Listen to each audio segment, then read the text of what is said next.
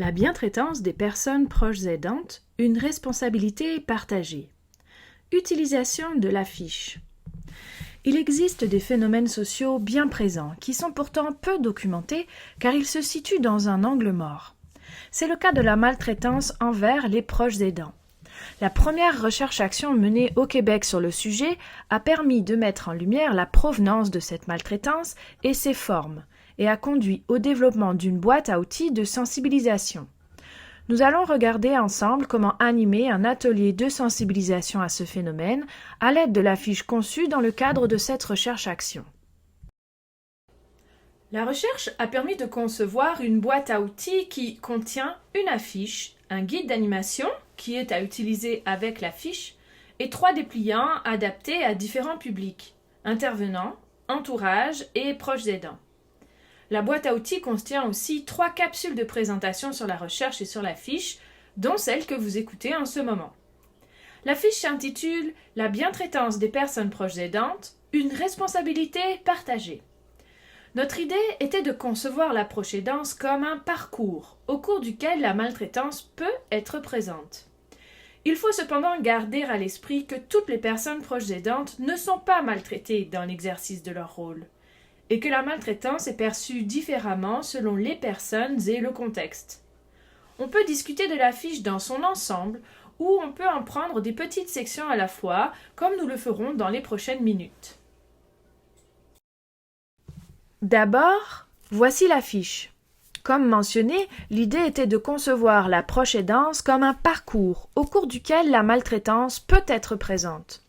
On y voit donc le chemin de la proche aidance et des aidants qui sont dans ou autour du chemin.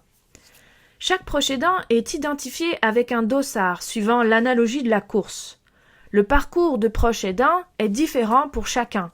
Un marathon, un sprint, une course à relais, une course à obstacles. Tout au long du chemin, il y a des intervenants, des membres de l'entourage et des aidés. Il y a des exemples de bientraitance qui sont illustrés, ainsi que des exemples de maltraitance. Nous allons zoomer ensuite sur les personnages et les images pour les isoler. Qu'est-ce qui se passe dans cette situation ? Une intervenante ajoute des feuilles dans le sac de la personne proche aidante, Monique, qui sort du centre de santé et tente avec difficulté, il y a un trou devant elle, de reprendre la route principale, en courant, épuisée et écrasée par le poids des informations reçues. Vous pouvez lire ici des exemples de questions à aborder dans votre atelier pour favoriser la discussion à partir de cette image. Vous pouvez poser ces questions ou les autres en exemple qui figurent dans le guide d'animation. Vous pouvez les poser l'une après l'autre ou encore amorcer une discussion plus libre. Mais sachez que ces questions permettent de centrer la discussion sur les formes de maltraitance envers les personnes proches aidantes afin d'éviter de faire dévier la discussion sur d'autres sujets. Le rôle de Monique pourrait-il lui être imposé ? Comment ? En quoi Monique pourrait-elle faire face à une négation de ses besoins ? Est-ce que cela peut être l'inverse ? La personne proche aidante manque parfois d'informations. Plusieurs réponses à ces questions sont possibles. Chacun y voit quelque chose de différent. L'image est un prétexte, un catalyseur afin d'aborder la maltraitance envers les personnes proches aidantes. Donc toutes les réponses sont possibles. Vous trouverez dans le guide d'animation des éléments de discussion pour approfondir chacune des questions soulevées ici. Qu'est-ce qui se passe dans cette situation ? Ici, Pierre semble perdu dans le parcours. Il est désemparé, seul au milieu de la route, ne sachant pas ce qu'il fait là, ni où aller. Il se questionne, ne comprend pas ce qui lui arrive depuis l'hébergement de son conjoint ou le diagnostic de son enfant. Même chose, les questions à gauche servent de guide pour la discussion. Voyez-vous une possible imposition du rôle de personne proche aidante ? Si oui, comment se manifeste-t-elle ? Pensez-vous que Pierre pourrait faire face à des jugements sur ses façons de faire ou sur la décision qu'il a prise ? Si oui, lesquels par exemple ? Et selon vous, qu'est-ce qui serait bien traitant pour Pierre ? Qu'est-ce qui se passe dans cette situation ? Cette situation illustre la difficile conciliation de plusieurs rôles, travail, famille, proche aidance, dans une journée type d'une personne proche aidante.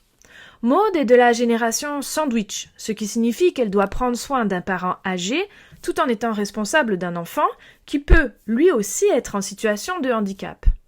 Elle se dirige droit vers un cul-de-sac dans cette difficile conciliation de ses rôles. Pour favoriser la discussion, vous pourriez demander aux participants est-ce qu'ils pensent que Maud pourrait faire face à des jugements sur ses façons de faire ou ses choix? Si oui, lesquels par exemple? Est-ce qu'il voit une possible normalisation de son rôle ou une utilisation de la violence psychologique dans cette situation? Est-ce qu'il voit une possible contribution à son appauvrissement? Et enfin, qu'est-ce qui serait bien traitant pour Maud?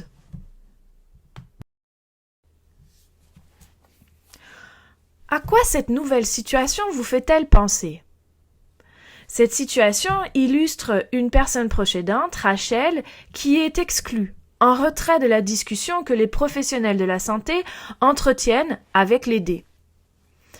Pensez-vous que Rachel fait face à une dénégation de son expertise? Comment? Pourrait-on y voir une dénégation des besoins de Rachel? Et si oui, de quels besoins?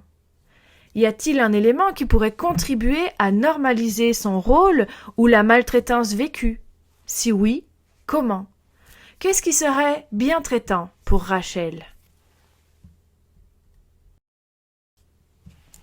Cette situation de Joanne et Louis est particulière. Elle illustre un couple âgé dont on ne sait pas qui est la personne proche aidante, monsieur, madame ou les deux. Parfois c'est l'un, parfois c'est l'autre. Monsieur a l'air fâché, madame semble ne pas prendre soin d'elle, ses vêtements sont débraillés, ses cheveux ébouriffés. Elle avance à petits pas à cause de la lourdeur de ses sacs. Il peut s'agir d'un couple de proches aidants, de leur enfant adulte. Monsieur est en colère parce qu'ils ne se sentent pas écoutés, aidés dans cette situation. Qui est le proche aidant de qui? Les questions de la diapositive permettent de belles discussions.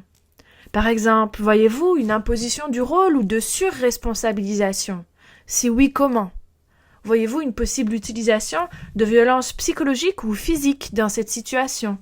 Si oui, comment se manifeste-t-elle? Voyez-vous une possible contribution à l'appauvrissement de la personne proche aidante ou du couple? Si oui, comment? Et enfin, qu'est-ce qui serait bien traitant pour le couple? Dans cette situation, Rachid est une jeune personne proche aidante. Il avance bien, son aidée semble coopérative, elle le soutient et est reconnaissante. Elle accepte aussi l'aide. Ils rencontrent toutefois sur leur chemin un obstacle, symbolisé par le tronc d'arbre et les branches tombées, ce qui va les ralentir. Ce tronc d'arbre peut illustrer la notion de risque même quand cela va bien. Encore une fois, dans cette situation, voyez-vous une possible surresponsabilisation du rôle de Rachid? Si oui, comment? Pensez-vous que Rachid pourrait faire face à une dénégation de sa contribution familiale et sociale en tant que jeune aidant? Et si oui, de quelle façon?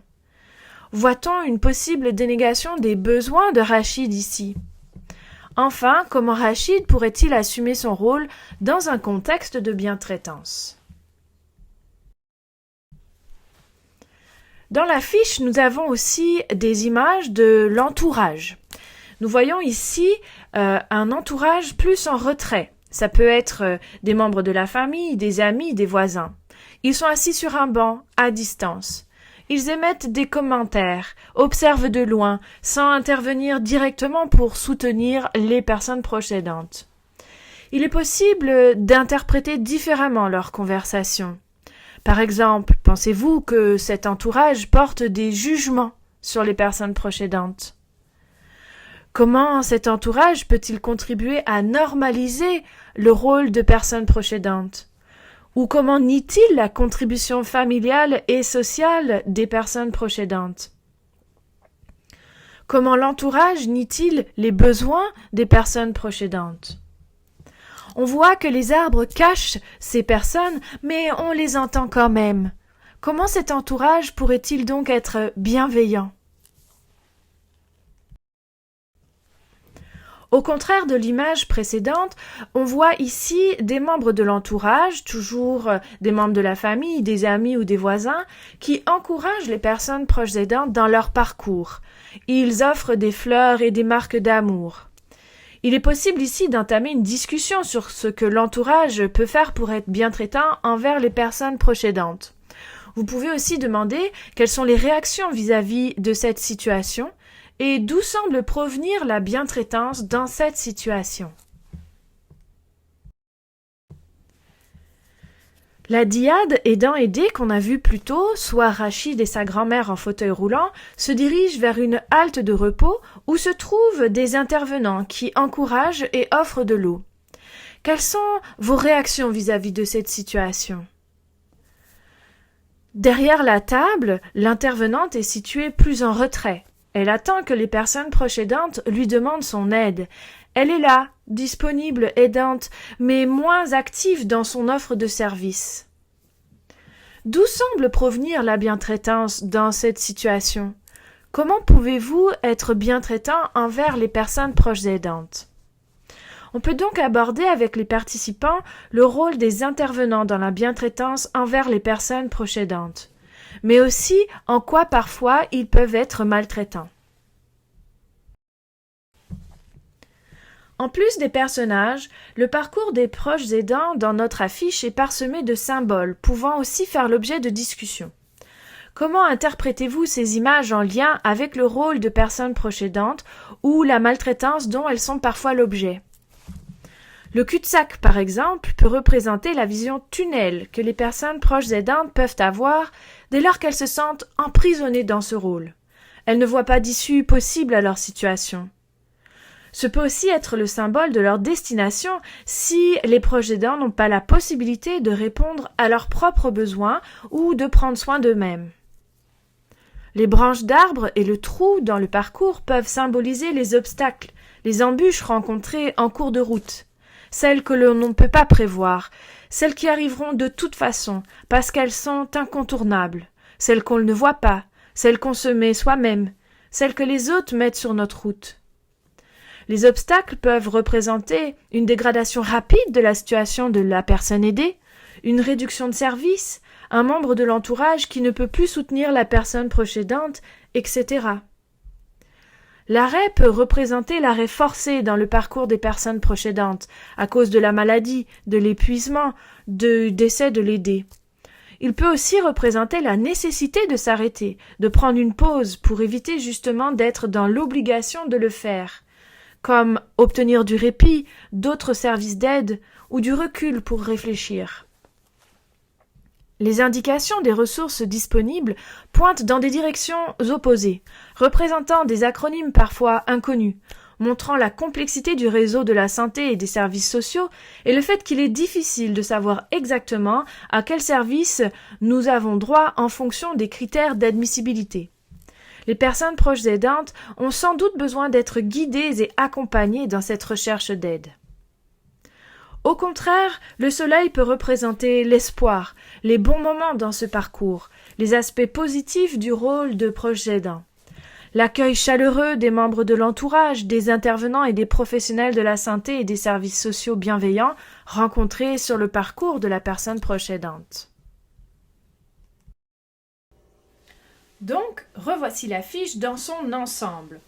Vous voyez qu'une fois que nous avons analysé chacune des situations, le portrait d'ensemble est différent. Tout est plus clair.